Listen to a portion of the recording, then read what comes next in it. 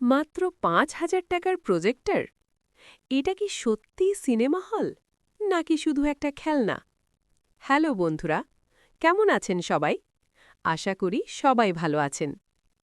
আজকে আমি টেস্ট করব একটা লো বাজেট মিনি প্রজেক্টর, যেটা নাকি ছোট ঘরেই সিনেমা ভাইব দিতে পারে। এইটা আমার ছোট রুম। এখানে সাধারণত মোবাইলেই ভিডিও দেখা হয়, বড় স্ক্রিনের কোনো অপশন নেই। প্রজেক্টরটা আকারে ছোট, হালকা। প্লাগ ইন করলাম, দেওয়ালের দিকে সেট করলাম, লাইট অফ। ওয়াও, পুরো দেয়াল জুড়ে স্ক্রিন! ছোট ঘরের জন্য এটা একদম মিনি সিনেমা ফিল দিচ্ছে। সত্যি কথা বলতে এটা ফুল সিনেমা হল নয়, কিন্তু এই বাজেটে মুভি, ইউটিউব, ফ্যামিলি টাইমের জন্য খারাপও না।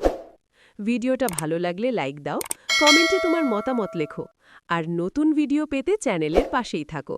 ধন্যবাদ।